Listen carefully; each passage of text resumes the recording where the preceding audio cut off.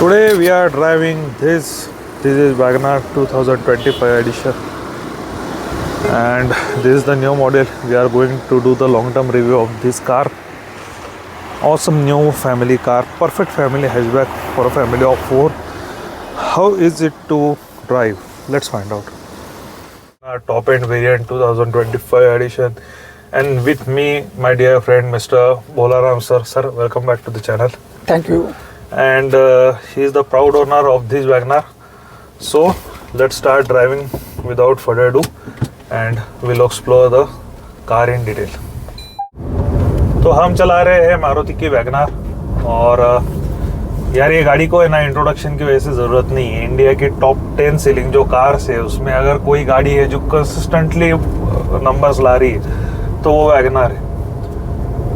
तो हम सर से पूछते हैं कि sir there are so many options in the Indian car market, तो आपने वैगनर ही क्यों चुनी? वो कैसा है कि हमारे जो फ्रेंड्स है, तो 2-3 फ्रेंड्स जिनके पास ऑलरेडी वैगनर है, तो उनसे मैं फीडबैक लिया रिगार्डिंग दिस वैगनर. तो they are too much happy with this car regarding means easy to handle and comfort for sitting, and also the main important point is that the average of this car is very good. I am getting now around 20-22 plus average. So that's why means 2-3 different type of variant, 2-3 companies that showrooms I have visited, and but out of that I feel that at initial stage this car will be ideal for me, because at previous there was no car with me, so I thought that let's start from small car, so that I have decided for buying this car. So that's really great. See, देखो यार, हम जब Indian car market में car करने जाते हैं तो there are two kind of buyers. Those are below 20 to 30 years of age. Those are buying their first car. Those are enthusiast driven.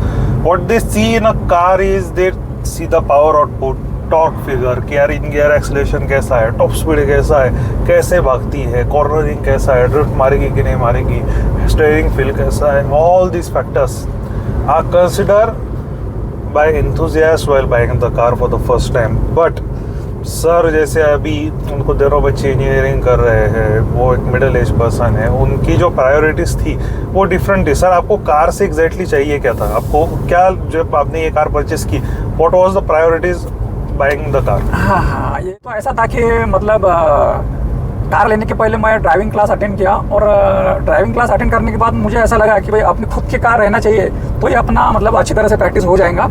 इसलिए फिर मतलब मैं सोचा कि भाई अपना जो फैमिली है, छोटा फैमिली है, तो वो हिसाब से और अपना बजट में मतलब कौन सा कार सही रहेगा. तो मतलब मैं फैमिली मेम्बर से भी मतलब डिस्कशन किया, और हमारे फ्रेंड सर्कल उनसे भी गाड़ी जिनके पास ये गाड़ी है, तो ये गाड़ी के बारे में फीडबैक लिया. तो फिर मैं ये मुकाम पे आया कि भाई चलो मैंने Wagner will be the ideal. On road कितने की पड़ी सके आपको? ये मुझे 8 लाख में गिरी. 8 लाख में, ओके.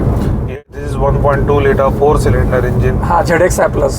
यस, तो टॉप मॉडल 4 सिलेंडर होने का फ़ायदा ये है कि इसमें गाड़ी में जो NVH है, नॉइज, वाइब्रेशन, हार्शनेस, वो सिग्निफिकेंटली कम आ रहे हैं. Being a Tiago owner now, I will let you know about the driving dynamics of this car. तो देखो यार, वैगनर के है ना 2 प्रोस्पेक्टिव है देखने के. Love her, hate her, but you can't ignore her. ये ऐसा पंगा है कि कुछ लोगों को क्या है, ये टैक्सी लगती है, और कुछ लोगों को ये परफेक्ट क्या फैमिली हैचबैक लगती है.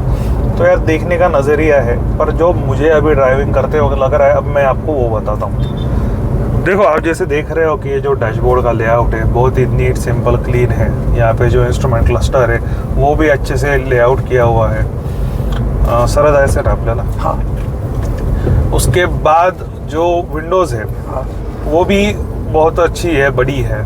जो रास्ते का जो व्यू आ रहा है वो भी क्लियर आ रहा है.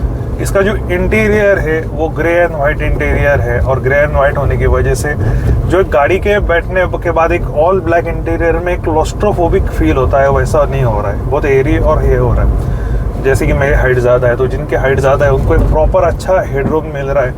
नी रूम बहुत अच्छा है, शोल्डर रूम बहुत अच्छा है. गाड़ी का जो स्टीयरिंग है वो बहुत लाइट वेट है. गाड़ी जो गियर रेशो है वो बहुत शॉर्ट थ्रो है. क्लच जो है वो ज़्यादा बहुत डीप नहीं है, it's is medium, it's in ideal position कि मैंने पाँव दबाया क्लच लग जाता है. गियर जो है वो बहुत शॉर्ट थ्रो ड्रिवन है, बहुत आसानी से चेंज हो रहा है कि गियर चेंज फील भी नहीं हो रहा, महसूस भी नहीं हो रहा है. Power output is adequate for this car of this size. अब जो बिल्ड क्वालिटी की बात है तो यार इसका प्रोज भी है एंड कॉन्स भी है। इसके जो प्रोज है ये है कि ये गाड़ी लाइट वेट होने की वजह से इन गियर एक्सेलरेशन बहुत ज़्यादा देती है। नहीं जैसे अभी मैंने थर्ड गियर डाला और मैं जैसे ही खींचता हूँ, now you can see we are at 80 और कितने आसानी से गाड़ी ने वो भी इंक्लिनेशन पे पिकअप ले लिया। तो ऐसा क्यों? क्योंकि यार एक गाड़ी में इनके एक्सेलरेशन पिकअप बहुत ही शानदार है और उसका ब्रेकिंग भी बहुत अच्छा है। जैसे कि हमने बहुत प्रिसाइजली कंट्रोल कर लिया। अभी मुझे ये ओवरटेक करना है, I want very precise overtake, see this, ये देखो बहुत ही प्रिसाइजली हम कंट्रोल कर पा रहे हैं और बहुत ही हमको ज़्यादा एफर्ट्स नहीं लेने पड़ रहे लेन चेंज करने के लिए। और ये फिफ्थ गियर और फिफ्थ गियर पे गाड़ी बहुत रिलैक्स हो जाती है, बहुत ही सॉफ्ट हो जाती है, स्मूथ हो जाती है। एसी जो है गाड़ी का वो बहुत अच्छे से कूलिंग दे रहा है, गाड़ी में एक प्लेजेंट स्मेल है। ये गाड़ी नई है, नई गाड़ी का एक अपना और मज़ा रहता है। और ये गाड़ी के बारे में हम प्रोज और कॉन्स जानते हैं अभी सर आपको एक चला दिया कितना टाइम हो गया? ये गाड़ी मैं जनवरी 25 में उठाया। ओके, ऑलमोस्ट 8 मंथ्स 9 मंथ्स आपको हो गए गाड़ी को चलाते हुए।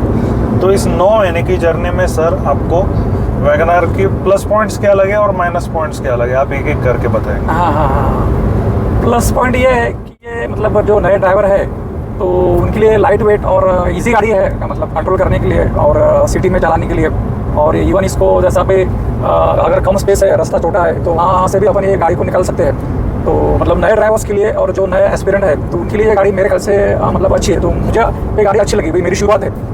और मतलब प्लस पॉइंट और भी है कि जैसा ये गाड़ी का एवरेज अच्छा है, यानी अपने को किधर जाना है, हमारा अभी मार्केटिंग जॉब है टूरिंग, तो फिर कभी कभी हम बारिश में धूप में मतलब गाड़ी निकालते हैं, तो हिसाब से हमारे को वो भी देखना है कि भाई गाड़ी का एवरेज मतलब वो भी अपने को मिलना चाहिए। तो फिर मतलब ये भी इसकी गाड़ी का प्लस पॉइंट है कि भाई एवरेज अच्छा है।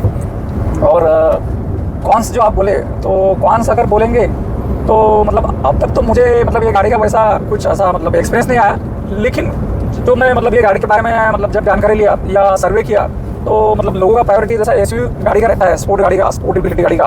तो मतलब फिर अगर कंपैरिजन करेंगे तो वो कंपैरिजन में मतलब ये गाड़ी जो है मतलब सेफ्टी के हिसाब से तो मतलब उतना अपने को उतना थोड़ा कंसिडर करना पड़ेगा कि मतलब जैसे 2 स्टार से ग्लोबल रैंक आपने रेटिंग लेके हाँ जैसा स्टेबल नहीं है, cross wind body roll present है इस गाड़ी में। हाँ, जैसा कुछ गाड़ी मार्केट में 4 स्टार 5 स्टार वाले हैं तो ठीक है, मतलब वो हिसाब से ये गाड़ी मतलब ये कंपनी जो है तो मतलब उन्होंने अभी जैसा ये गाड़ी जो भी है मतलब 1st स्टार या 2nd स्टार रैंकिंग आता है, तो अगर आने वाले दिनों में कंपनी अगर ये गाड़ी को 4 स्टार 5 स्टार बनाएंगे तो फिर और बेहतरीन बढ़िया हो जाएगा। तो देखो यार, अब सर ने जो बताया वो तो है, बीइंग अ कार एंथुसियास्ट। अभी मैं आपको कुछ इसके प्रोज एंड कॉन्स बताता हूँ। तो प्रोज ये है गाड़ी के कि वेरी फर्स्ट थिंग, ये गाड़ी is perfect family hatchback for a family of 4 to 5, 4 से 5 लोगों के लिए इससे बढ़िया गाड़ी हो ही नहीं सकती। क्योंकि क्या है कि सब लोग कंफर्टेबल बैठ सकते हैं। आपको अगर क्रूज करना है, if you want to go from point A to point B, you can easily do this in car. आप आराम से पॉइंट ए से पॉइंट बी मस्त जा सकते हैं। अगर आपको कम्यूट करना है daily, if you want to go from work and to come back home, ये गाड़ी सिटी पर्पस के लिए बेहतरीन है, हाईवे के लिए भी अच्छी है। ये गाड़ी का एवरेज अच्छा है, NVH वेरी वेल कंटेंट है, इंजन बहुत ही शानदार परफॉर्मेंस देता है। इंजन का जो परफॉर्मेंस है जैसे कि हम देख पा रहे हैं, टर्निंग रेडियस जो है गाड़ी की वो भी शॉर्ट है, ऐसा नहीं है। गाड़ी आराम से बहुत संतरी गलियों से भी निकल जाती है, जैसे कि आप अभी देख रहे हैं। इसका जो रिवर्स पार्किंग कैमरा है वो भी शानदार है। और ये हमने रिवर्स करके निकाल ली, तो ये बहुत ही आसानी से निकल रही है और बहुत ही स्मूथ इसका ड्राइविंग डायनेमिक्स है। ये तो एक प्रोज। अब यार कॉन्स में ना एक बात मैं आपको बोलना चाहता हूँ कि एक कंसेप्ट रहता है गाड़ी का centre of gravity. Now what is centre of gravity? Centre of gravity is the virtual point of the car that balances the it's choices. तो गाड़ी की हाइट जितनी कम रहेगी उतना सेंटर ऑफ ग्रेविटी नीचे रहेगा, और जितना सेंटर ऑफ ग्रेविटी नीचे रहेगा उतनी वो गाड़ी रास्ते को चिपक के चलेगी। इसलिए जो सेडान कैटेगरी की गाड़ी रहती है, हैचबैक रहती है, वो रास्ते को बहुत चिपक के चलती है। और जैसे जैसे गाड़ी की हाइट बढ़ती जाती है, बी इट हैचबैक हो गई तो एसयूवी हो गई, वो मिनी हो गई, माइक्रो एसयूवी हो गई, क्रॉस एसयूवी हो गई, या ट्रू हार्टेड एसयूवी हो गई, स्कॉर्पियो एन जैसी, तो गाड़ी की हाइट जितनी बढ़ेगी तो वर्चुअल पॉइंट जो है वो ऊपर चला जाएगा। अब जैसे सेंटर ऑफ ग्रेविटी ऊपर चला जाता है, गाड़ी में बॉडी रोल आना चालू हो जाएगा। देखो ये जो गाड़ी हिल रही है, जैसा कि आपने किया, अभी मैं आपको फिर से बताता हूँ सीरीज। तो अगर ये सीडान रहती तो वहाँ पे ऊपर जो मोशन हुआ वो फील ही नहीं होता था, गाड़ी हिल जाती थी पर अंदर कुछ फील नहीं होता था। पर अगर सडन आप लेन चेंज करते हो तो ये गाड़ी हिलती है।